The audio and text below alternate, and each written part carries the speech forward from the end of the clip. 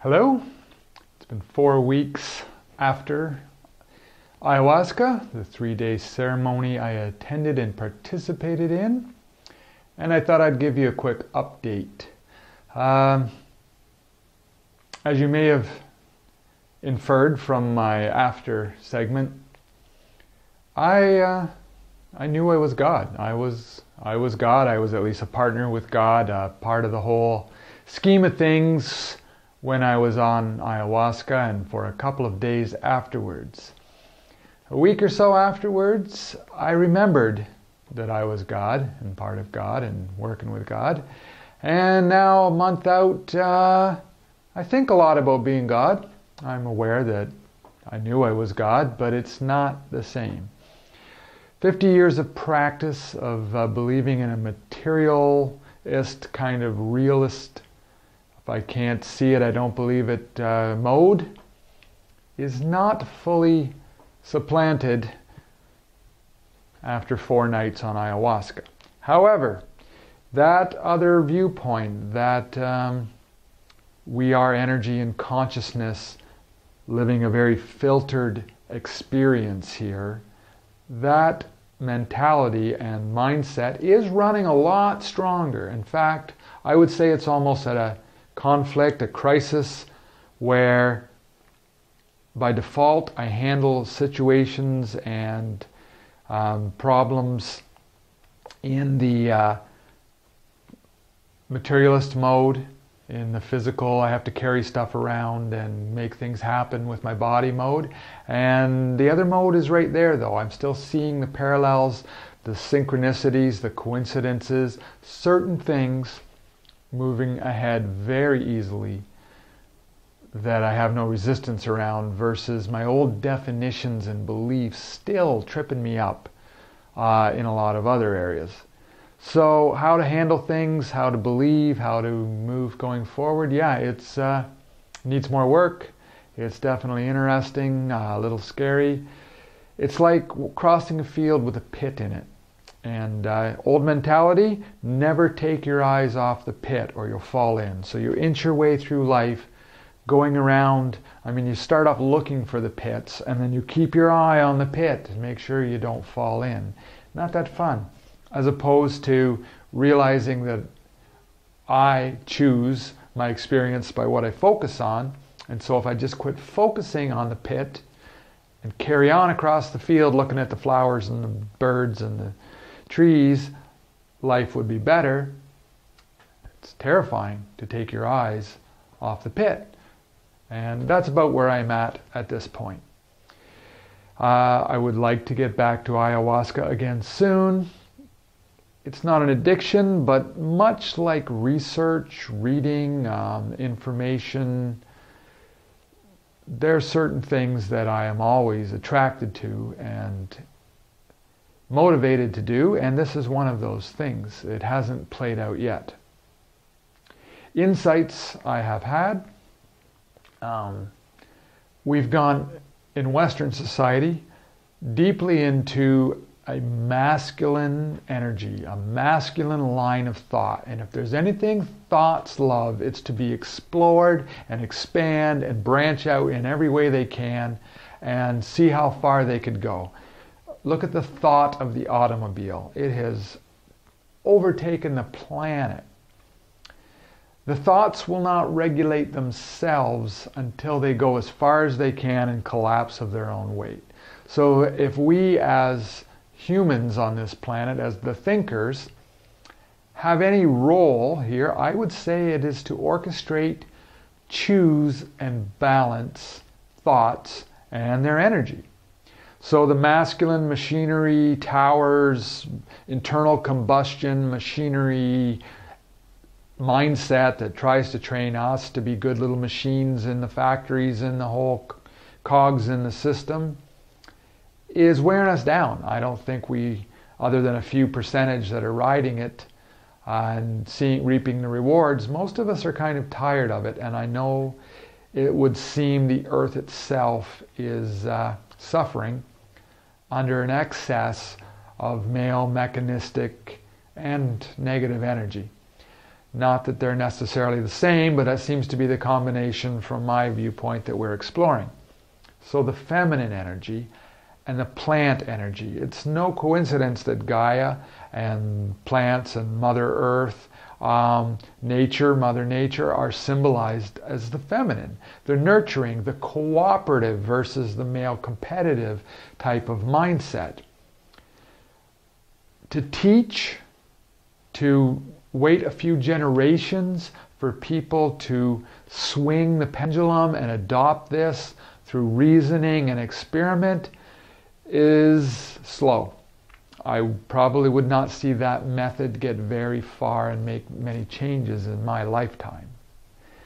Plant medicine, psychedelics, shamanistic rituals, I've come to believe could very much escalate, spearhead, give people the experience of an alternative mindset, not to replace technology and the man type energy with, because honestly, I think we love forced air heating and flush toilets and double pane thermal glass and being able to fly around the world and cell phones. Those technologies need only to be balanced with a better economic strategy, more trust, more sharing and cooperation between humans, a mindset that makes different choices and different limits and will only accept certain standards of, green, eco-friendly, renewable resource, that cheaping out for the dollar just isn't an option anymore. And honestly, it's just a thought being explored. Killing yourself slowly is not a good profit scheme. And it only takes a little more awareness to just simply not even have it on the table as an option. And if there's anything ayahuasca is very good for, it is that community, that viewpoint that we are all one, that knowledge that everybody is an interactive organism here that's playing out our thoughts and beliefs in real time. And armed with that insight, that experience, it's not just a philosophical debate, and the real community and heart connection you'll get from doing a shamanic ritual such as ayahuasca, I think it's a fast track to a society that we will all flourish in. There are parts of the world who could actually use more masculine energy thoughtfully and lovingly applied to bring up standards of living. There are some areas of the world that could be left well enough alone. They don't miss it and they're quite happy. Very judiciously offer things there, viewpoints. And our part of the world who desperately needs to be humanized, feminized, brought around to a new way of thinking.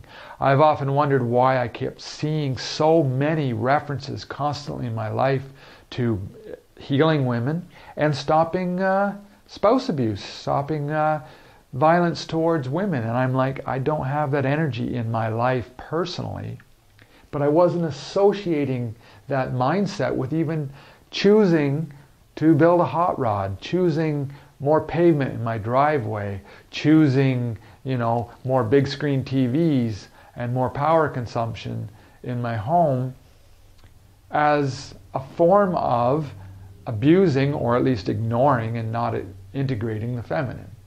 So those were insights I have taken away. I'm still seeing play out quite a bit. Negative is a strong word, but in the sense of negative and positive, not negative is bad, but like negative energy tends to dissemble, break apart, like the death cycle. It's a part of nature where things degrade and then give new birth to life. And the positive side, though, integrates, coordinates, makes more complex arrangements, arranges life and intelligence. Those insights I see in every issue I look at, I can take it up the scale, more positively integrating, or down the scale to more separating and breaking apart. I see that in my meditation quite a bit now.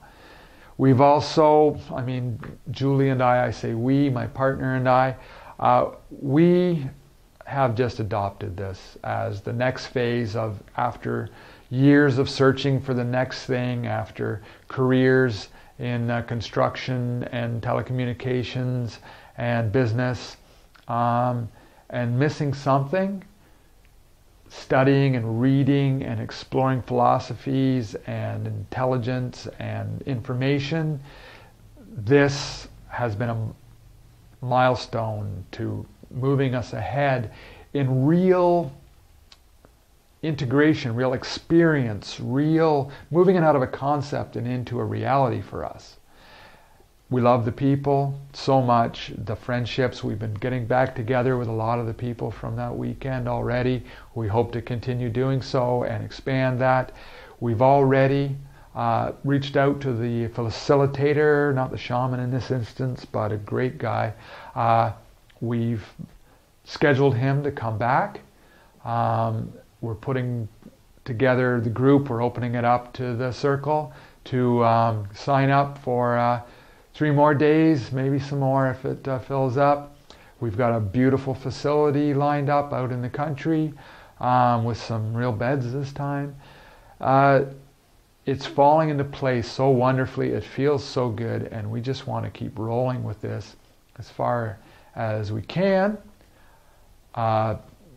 Ayahuasca, we don't need to limit ourselves. I've been hearing about other shamanic practices, other plant medicines and teachers, other type of spirit guides that we're going to explore and hopefully introduce as well to the group, facilitate if it works out well. And we would love to just keep expanding and growing as the next chapter in our lives, sharing this with people. Because if there's any element of real feminine and positive energy, it's that it forms community, it forms cooperation, it builds trust. And it would be very hard, I won't say hard, it would be kind of untrue to the energy of the whole thing. You'd be holding back if you didn't just open your heart to the others that were in this ride with you and just offer it as freely and as generously as you can. So by all means, reach out to me if you're in Canada, Southern Ontario, or Northern United States, and want some information about when we might be putting together another gathering, another event where you could get together with a shaman, a facilitator, and their plant medicine. We're thinking about putting together some sort of kind of a review site where people recommend and let others know about good shaman, good facilitators, good sources. We want the network to grow. We want more and more people from this Western culture who are searching to be able to easily find answers. A possible route to answers that appeals to some people. And I like Terence McKenna's observation. He traveled the world, tried a lot of different spiritualist modalities, philosophies. It was a lot of talk, blah, blah, please believe, meditate, as opposed to psychedelics and plant medicine where swallow this, have a spiritual experience. No delay, well, small delay, but it's the deal. It happens to you. You have an experience that will probably send you to the books and send you looking for interpretations in much the same way a powerful dream might, but it's based on you having a spiritual experience and an awakening and trying to fit that into your life rather than reading about somebody else's spiritual experience or coming at it intellectually. Speaking of dreams, I will put this on the end. Somewhere in between the first experience with ayahuasca in 2013 and the second experience in 2014, I had a dream where I'm fairly lucid in my dreams. I'm a powerful dreamer, and that dreaming is what's kind of led me to all this, the awareness that we are not nuts and bolts and bricks and atoms and molecules, that time is, flimsy, timey-wimey stuff, and I've seen enough weird things I could remember from my dreams to know that this is not as mundane as it's been explained to me. So anyway, this dream, I'm searching through an older part of a town, a bunch of old buildings that have apartments all nooked and crannied and cornered into them. I'm going up and down odd flights of stairs, knocking on doors, looking in alcoves, hallways. I met a nice fella there. We just kind of looked each other in the eye. It was kind of cool. I wiggled around him in a small space, no real connection. Outside, little backyards, courtyards, balconies, up and down stairways and alleys, out into sort of a parking lot. Looking. Across the parking lot is a fairly large road, probably a 6-lane, fairly fast-moving, like a 60, 70-kilometer thoroughfare in a city. And there's an intersection and a street light. Slight uphill to the intersection. In the middle lane, going to my right, is a circus wagon. Nice metal circus wagon, rubber tires, ornate black bottom with gold pinstripes, 4 very slender posts on the corners, and then a nice ornate top on it. It's in traffic. It's just moving with traffic, very slightly uphill, indicating some resistance, I don't know, but very gentle.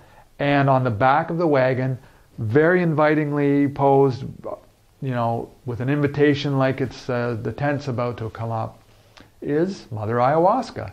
An older lady, very fit, very healthy, slightly sensual, inviting folks into the circus wagon, right in traffic, standing on sort of a step on the back.